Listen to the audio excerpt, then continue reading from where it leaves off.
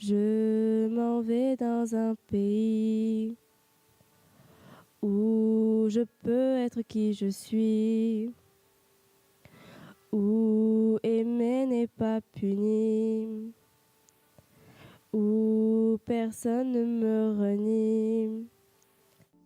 Durant une semaine, l'une des salles de classe du lycée de Borda s'était transformée en studio d'enregistrement dans le cadre du projet d'écriture de chansons organisé par le professeur de sciences physiques Olivier Rougier, sa classe de seconde 5 et un artiste.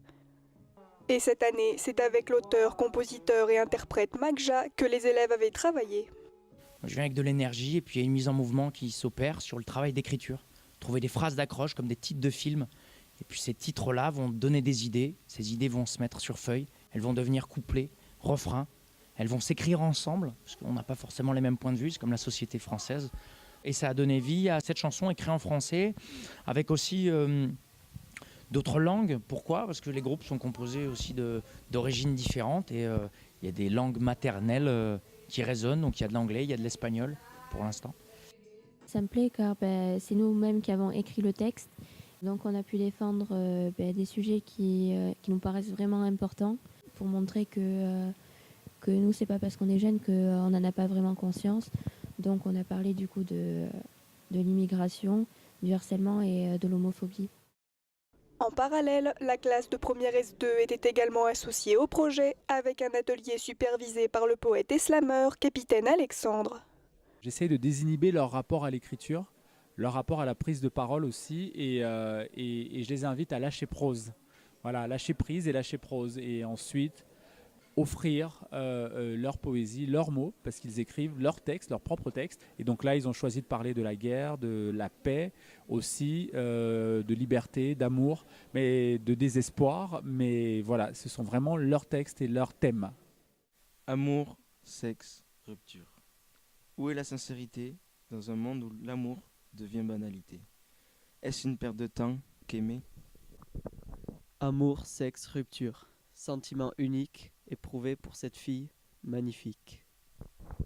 Rencontre complice, partage évasif, image gravée dans ma mémoire de cet amour naissant, âme remplie d'espoir. Plusieurs baisers échangés, cœurs et corps entremêlés. Elle pensant ses plaies, lui pensant à elle. On a trouvé que c'était un thème sur lequel c'était facile de développer, de trouver des bonnes rimes et des choses qui sonnaient bien. Par rapport aux autres groupes, notre texte il est un peu plus court, mais on a pris le temps de chercher chaque mot pour que ce soit les bons mots. Un projet qui aura une fois de plus permis aux élèves de prendre confiance en eux et de renforcer la cohésion de groupe dans les classes.